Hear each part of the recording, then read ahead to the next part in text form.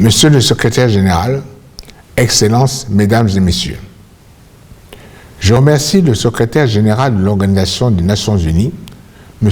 Antonio Guterres, pour l'initiative de cet important débat sur la transformation de l'éducation qui a débuté en juin à Paris au sein de l'UNESCO et qui nous permet de nous réunir aujourd'hui pour réaffirmer notre engagement collectif en faveur de l'éducation de notre jeunesse et par là même de notre avenir.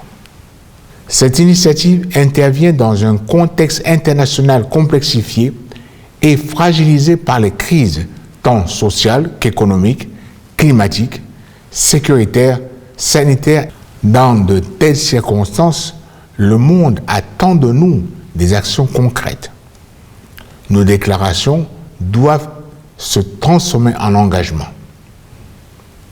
La mobilisation accrue de la communauté internationale est une exigence. Elle doit permettre une revitalisation des systèmes éducatifs pour répondre aux nombreux besoins et défis auxquels nous sommes confrontés. C'est en effet par l'éducation que l'on combat l'obscurantisme, le fanatisme et le terrorisme. Il est primordial que l'engagement de la communauté internationale, qui s'est notamment traduit par l'adoption le 29 octobre 2021 de la résolution 2601 sur la protection des écoles durant les conflits par le Conseil de sécurité, dont le Gabon est membre non permanent, soit amplifié. Il est également primordial que les instruments dont nous disposons soient mis en œuvre afin que les enfants soient protégés en temps de conflit comme en temps de paix. À cet égard, l'adhésion de tous les États membres de notre organisation à la déclaration sur la sécurité dans les écoles, ainsi que la mise en œuvre par chaque nation des dispositions pertinentes de la Convention relative aux droits de l'enfant et son protocole facultatif revêtent un caractère crucial. Chaque membre des Nations Unies doit prendre des mesures et politiques concrètes à la mesure de l'enjeu de protéger les écoles. Excellences, Mesdames et Messieurs, l'attachement de mon pays aux droits des enfants est constant. Ce droit est consacré par la Constitution gabonaise. Le Gabon est conscient du rôle essentiel de l'éducation comme véritable vecteur de développement qui œuvre en faveur de la réduction de la pauvreté, de la promotion de l'égalité entre les sexes et de la paix.